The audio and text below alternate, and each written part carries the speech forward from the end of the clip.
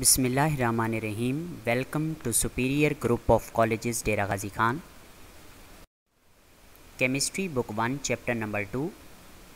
Topic का name है paper chromatography. Chapter number 2 का ये हमारा लास्ट टॉपिक है,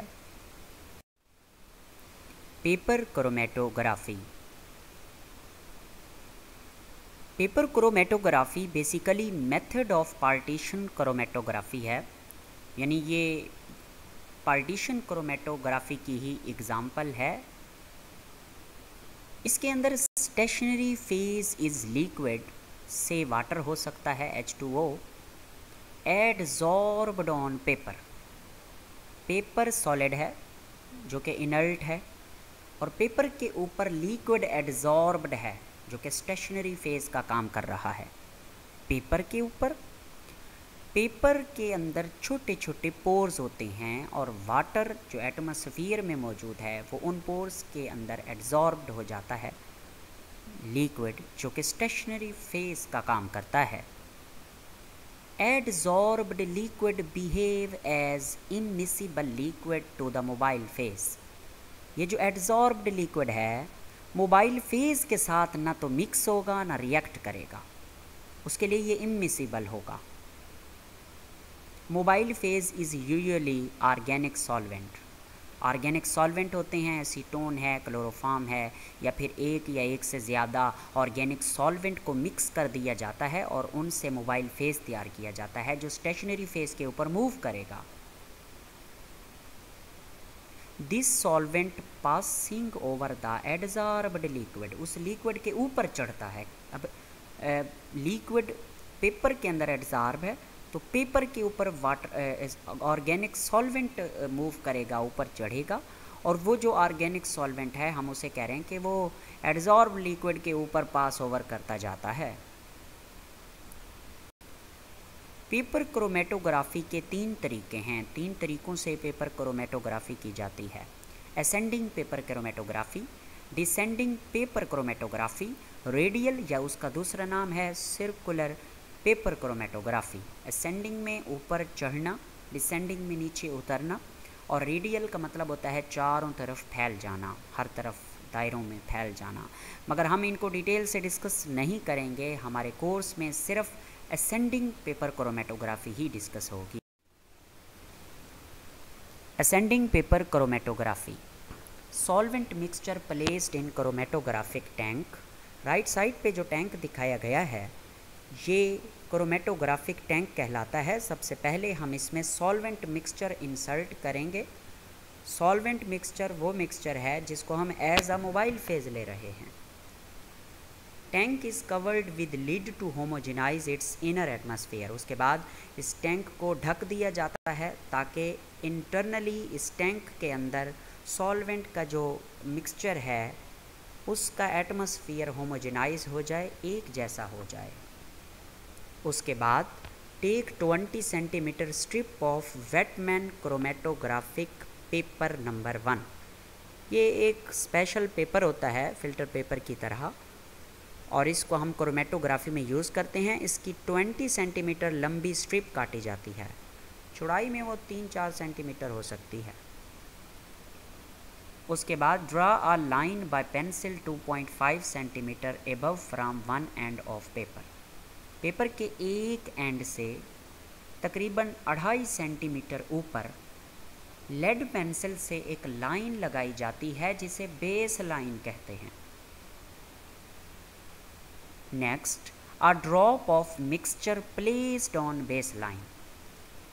3 इंक्स थी, आपस में मिक्स हो गई, रेड थी, ब्लू थी, ग्रीन थी, तो उनका मिक्सचर है, उनके मिक्सचर का एक ड्रॉप लेकर हम उस बेस लाइन के ऊपर साइड के ऊपर एक ड्रॉप ऑफ मिक्सचर प्लेस कर देंगे।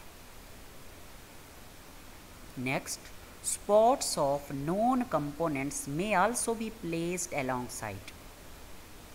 इसका मतलब ये है कि जो 3 कलर की इंक्स थी अलग अलग एक एक ड्रॉप या स्पॉट बेस लाइन के ऊपर ही उस मिक्सचर के ड्रॉप के साथ लगा दिया जाता है ताकि करेक्टराइज करने में आसानी हो। स्पॉट्स आर ड्राइड वो चारों स्पॉट्स सूख जाते हैं। Paper suspended in tank as dipped to a depth of 5 to 6 millimetre. इस पेपर को उस क्रोमेटोग्राफिक टैंक के अंदर लटका दिया जाता है। इस तरह से लटकाते हैं कि उस पेपर की जो नीचे वाली साइड थी जहाँ पे हमने बेस लाइन लगाई थी, उस पेपर के एंड से 5 to 6 मिलीमीटर पेपर डिप हो, इससे ज़्यादा ना हो। यानी वो जो स्पॉट हमने लगाए थे बेस लाइन पे, वो स्पॉट, उन स्पॉट्स को ये सॉल्वेंट टच ना करे, पेपर सॉल्वेंट को टच करे, नीचे से 5 to 6 मिलीमीटर डूबा हुआ हो इस सॉल्वेंट के अंदर। Solvent move upward bye capillary action. ये जो सॉल्वेंट है ये उस पेपर के ऊपर चढ़ना शुरू हो जाता है, मूव करता है। कैपिलरी एक्शन ये एक प्रोसेस है जिसके ज़रिए कोई भी लिक्विड के मॉलिक्यूल अपवर्ड मूव करते हैं। Solute being to move upward. अब सोल्यूट भी साथ साथ ऊपर मूव करना शुरू कर देगा। अब सोल्यूट क्या है? ये वही मिक्सचर के स्पॉट्स हैं जिनको हमने सेपरेट करना था, उन्हीं को सोल्यूट के तौर पर कहा जा रहा है कि वो सोल्यूट्स हैं।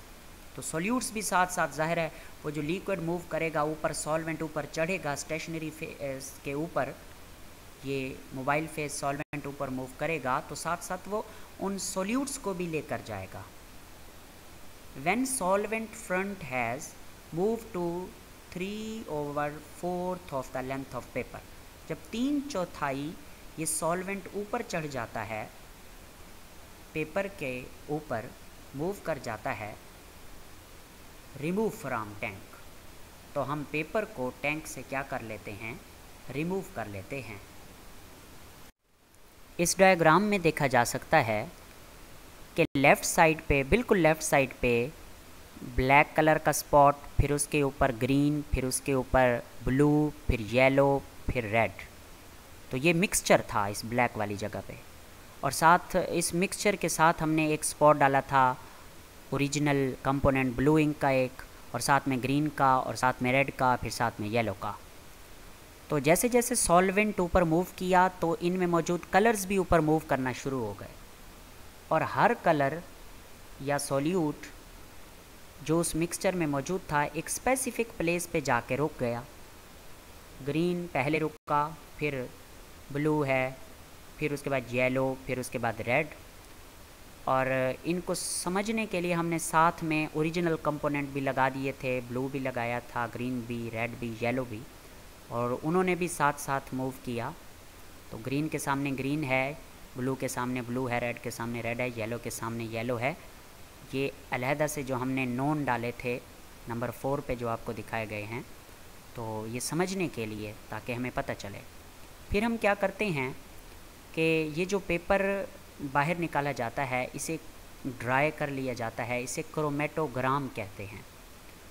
और क्या करते हैं कि ओरिजिन जिसे बेस लाइन कहते थे, उस लाइन से लेकर सॉल्वेंट फ्रंट जहाँ तक सॉल्वेंट मूव किया, हम लाइन लगा लेते हैं पेंसिल से और उसका फासला मैयर कर लेते हैं। जैसे कि डायग्राम में 10 सेंटीमीटर है टोटल डिस्टेंस। फिर ब्लू का फासला भी मैयर कर लेते हैं ओरिजिन से लेकर जहाँ तक ब्लू कलर ने मूव किया। फिर पर्पल कलर का फासला भी मैयर कर लेते हैं, फिर रेड कलर का भी ऐसे ही। Chromatogram, pattern of spot on the dried paper is called chromatogram. उस टैंक से जब हम पेपर निकाल लेते हैं और वो खुश्क हो जाता है तो उस पेपर के ऊपर जो भी चीज़ें हमें नज़र आ रही होती हैं, जो पैटर्न बना हुआ होता है, उस पैटर्न को क्रोमेटोग्राम कहते हैं। ये क्रोमेटोग्राम है, यानी पेपर है और उस पर पैटर्न बना हुआ है, यानी कि red colour, blue colour, yellow और ग्रीन सेपरेट हैं। Coloured separated substance can be scene on paper. वो कंपोनेंट जिनको हम सेपरेट कर रहे हैं, अगर तो वो कलर्ड हैं तो हम उन्हें आम आँख से देख सकते हैं, पेपर के ऊपर देखा जा सकता है। Otherwise can be seen by physical और केमिकल मेथड। अगर वो आम आँख से नज़र नहीं आ रहे तो हम उन्हें या तो किसी फ़िज़िकल मेथड के ज़रिए सीन करेंगे, यानी किसी अपरेटस के नीचे देखेंगे, या फिर कोई केमिकल यूज़ करेंगे, उस क्रोमेटोग्राम के ऊपर कोई केमिकल स्प्रे करेंगे। जैसे निनहाइड्रेन एक केमिकल है, इसका स्प्रे किया जाता है क्रोमेटोग्राम के ऊपर इस पेपर के ऊपर, तो जो नज़र नहीं आ रहे होते कंपोनेंट वो शो हो जाते हैं। एक डेफिनेशन आती है इसमें रिटार्डेशन फैक्टर, जिसका दूसरा नाम है RF value. Each component of mixture has specific RF value. Her component की स्पेसिफिक अपनी अपनी RF वैल्यू होती है और उसी RF वैल्यू की बेस पे हम उन कंपोनेंट को सेपरेट करते हैं या उनको करेक्टराइज करते हैं या उनको आइडेंटिफाई करते हैं। ये RF वैल्यू बेसिकली एक रेशो है, distance travelled by a component from base line. Base line से लेकर जहाँ तक कोई भी कंपोनेंट, जैसे ग्रीन कलर है, ब्लू कलर है, जहाँ तक वो मूव करता है वहाँ तक का फासला कहलाता है distance travelled by a component from base line. उसको हम ऊपर पुट करेंगे और नीचे distance travelled bye solvent from base line. Base line से लेकर जहाँ तक सॉल्वेंट मूव किया है वहाँ तक के फासले को नीचे पुट करेंगे, ऊपर और नीचे वाली दोनों वैल्यूज़ को डिवाइड करेंगे, जो आंसर आएगा उसे RF वैल्यू कहेंगे। जैसे हमने राइट साइड पे दिखाया RF is equal to B/A। B क्या है? वो distance travelled by a component, green colour के कंपोनेंट का डिस्टेंस है जो बेस लाइन से ट्रेवल किया उसने, ऊपर पुट करेंगे। और distance travelled bye solvent from the base line, जिसको A से जाहिर कराया है, उसे नीचे पुट करेंगे, डिवाइड करेंगे, आंसर आएगा जो वो RF वैल्यू होगी। RF value has no unit because it is the ratio of two similar quantities. RF value का कोई यूनिट नहीं होता क्योंकि ये रेशो है सिमिलर क्वांटिटीज़ की। तो शॉर्ट क्वेश्चन भी आता है कि वाई RF वैल्यू है नो यूनिट, तो आप बताएंगे क्योंकि ये सिमिलर क्वांटिटीज़ हैं, उनकी रेशो है। तो जब सिमिलर क्वांटिटीज़ आ जाएं और उनकी रेशो हो तो उनका यूनिट कोई भी नहीं होता। यूजेस ऑफ क्रोमेटोग्राफी, लास्ट में हम डिस्कस करते हैं कि क्रोमेटोग्राफी के यूजेस क्या हैं। ये शॉर्ट क्वेश्चन भी आता है। It is useful in organic synthesis for separation, purification and isolation of a product. Organic synthesis में कंपाउंड या प्रोडक्ट्स को आइसोलेट करने, अलहदा करने, सेपरेट करने या उनको प्योरीफाई करने के लिए क्रोमेटोग्राफी यूज़ होती है। And it is also used for qualitative and quantitative analysis. इसको हम क्वालिटेटिव और क्वांटिटेटिव एनालिसिस के लिए भी यूज़ करते हैं। It is use to determine the purity of substance. कोई भी सब्सटेंस कितना प्योर है, कितना प्योर नहीं है, इसको जज करने के लिए, इसको चेक करने के लिए भी हम क्रोमेटोग्राफी का इस्तेमाल करते हैं। क्रोमेटोग्राफी के हवाले से जो एक्टिविटी है उसमें most important MCQ, in chromatography the stationery phase is solid, liquid, may be solid और लिक्विड, मे बी लिक्विड और गैस। स्टेशनरी फेज या तो सॉलिड होती है या लिक्विड होती है, इसलिए इसका आंसर होगा C। MCQ number 2, the purity of substance can be identify bye. अभी थोड़ी देर पहले मैंने आपको पढ़ाया, आप इस वीडियो को पॉज करके सोच सकते हैं और इसका आंसर क्लिक कर सकते हैं। मेरे मुताबिक इसका आंसर बनता है B, जो कि क्रोमेटोग्राफी है। Thank you very much.